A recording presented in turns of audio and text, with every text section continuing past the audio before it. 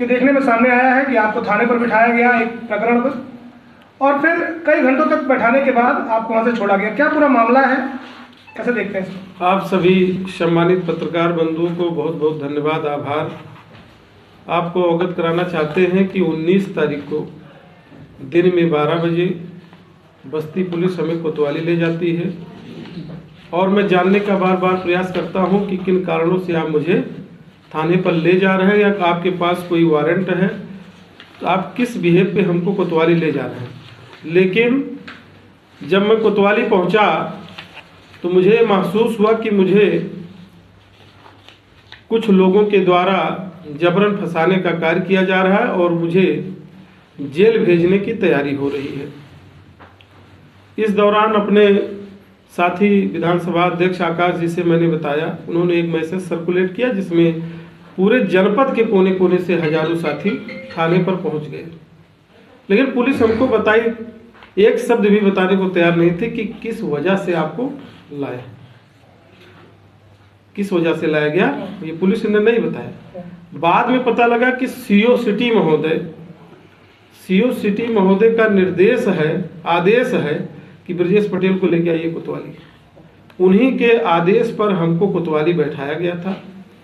बाद में मुझे पता चला कि आपने एक कमेंट कर दिया था, तो मैं जानना चाहा कि महोदय कौन सा मैंने कमेंट कर दिया था। उन्होंने कहा कि जिसमें आप लिखे कि विशाल चौधरी को अगर फर्जी मुकदमे में पुलिस फंसाती है तो हम उसके साथ सड़क पर खड़े मिलेंगे। मैंने ही लिखा कि विशाल चौधरी को अगर, मैंने नहीं कहा अगर वो सही होगा तो उसके साथ न्याय हो, अगर वो गलत होगा तो उसके खिलाफ कार्रवाई करे, ऐसा मेरा कहने का तात्पर्य था। लेकिन सीओ सिटी महोदय किसके दबाव में थे, आप सब लोगों ने देखा। रात को 10 बजे जहां हजारों की संख्या में हमारे चाहने वाले सारे लोग इकट्ठा हो गए, 5 विधानसभाओं के लोग, और कई थाने की फोर्स वहां क्यों बुलाई गई, जब ब्रजेश पटेल का कोई दोष नहीं था, ब्रजेश पटेल ने कोई ऐसी बात नहीं बोली, ऐसी अमर्यादित भाषा नहीं बोला, तो सीओ साहब से आप सभी पत्रकार बंधुओं से कहेंगे कि उसको जानने का प्रयास करो कि वो इतनी फोर्स क्यों बुलवाए, इतनी फोर्स बुलाने का उनका रीजन क्या था। और अगर मैं दोषी था तो मेरा 151 में चालान करते, जेल भेजते। ऐसा उन्होंने नहीं किया। उन्होंने केवल दबाव में आकर के उच्च अधिकारियों को भी अंधकार में रख करके अपना जितना उनके कलम में ताकत था, जितना उनके पास पावर था, उसका इस्तेमाल उन्होंने भरपूर किया। और उसी दिन सेम डे ही रात को 10 बजे वर्तमान जिला पंचायत के अध्यक्ष महोदय, सदर के विधायक माननीय महेंद्र नाथ यादव जी, रुधौली के विधानसभा प्रत्याशी मनोज जी, सुहेल देव समाज party, Bharatiya Janata party, Congress party, BSP, Azad Samaj party, किसान यूनियन समेत सारे दल के वहाँ छोटे बड़े नेता जो भी थे वो हमारे समर्थन में वहाँ पहुँचने का कार्य किए थे। उसका रीजन भी साफ था कि ब्रजेश पटेल निर्दोष है तो उसको बैठाया क्यों गया। लेकिन आप जान रहे हैं कि सीओ साहब का ये जो कार्य है, कार्यशैली जो उनका है, इनके कार्यशैली की वजह से ब्रजेश पटेल की छवि धूमिल हो गई। माफीनामा लिखाने के बाद जिले का प्रथम नागरिक हमारे उस माफीनामा में गारंटर हैं। उस माफीनामा में 10 बजे माफीनामा मंगवाते हैं सीओ साहब, हम साइन कर देते हैं। अगर किसी की भावनाओं को हमने ठेस पहुंचाया तो मैंने लिख के दे दिया। उसके बाद 11:37 पर मुकदमा दर्ज हो जाता है।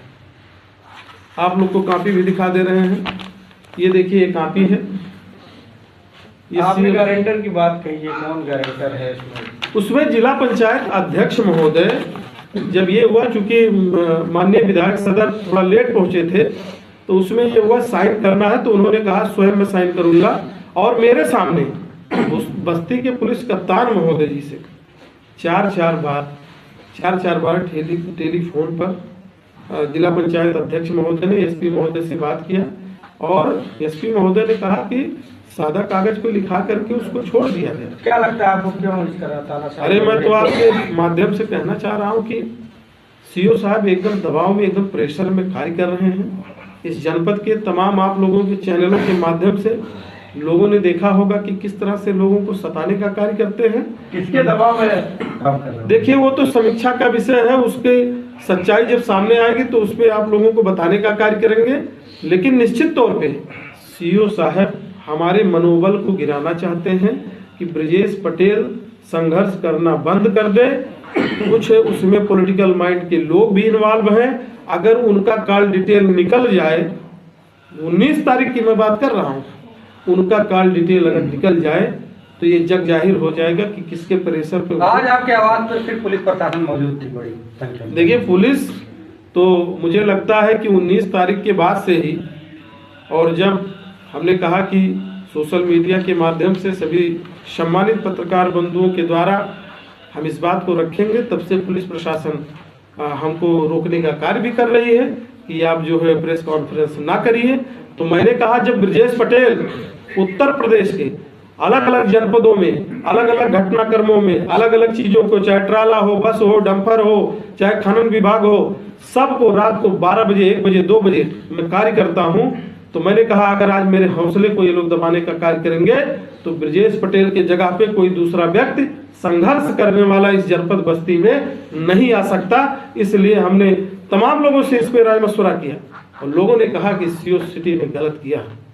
क्या होगा आगे, अगला कदम क्या होगा? आगे संगठन की क्या तैयारी है इस पर? संगठन की तैयारी है, हम कोर्ट जाएंगे, हम उस पर जो मेरे साथ घटनाक्रम है उसको लेकर के हम कोर्ट जाएंगे, उस पर लड़ाई लड़ेंगे कि आपने किसके दबाव पर मुकदमा लिखा और कौन सी ऐसी धारा बनी जिसपे आपने सीधे ब्रजेश पटेल को टारगेट करके मुकदमा लिख दिया। ब्रजेश जी आपसे एक प्रश्न मेरा है, सोशल मीडिया पर ये ट्रेंड कर रहा है कि आप एक विशेष वर्ग को कभी आतंकवादी संगठन से जुड़ा बताते हैं, दूसरा कि एक विशेष वर्ग के नेता को, साथ ही साथ एक बड़े नेता को भारतीय जनता पार्टी के आप के जानने वाला कोई गाली देता है और आप उसके समर्थन में कोई लेख लिख देते हैं।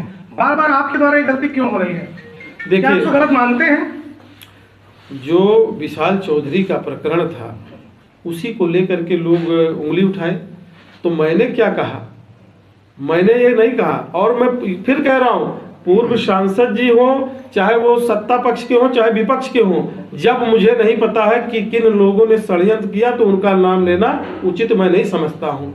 और मैं फिर कह रहा हूँ, जो भी हमारा भाई निर्दोष होगा उसके साथ ब्रजेश पटेल हमेशा खड़ा रहेगा। संजय चौधरी कह रहे हैं कि सपा की साजिश है। संजय चौधरी कह रहे हैं सपा की साजिश है। अरे भाई, इसमें सपा और भाजपा की कोई बात नहीं है।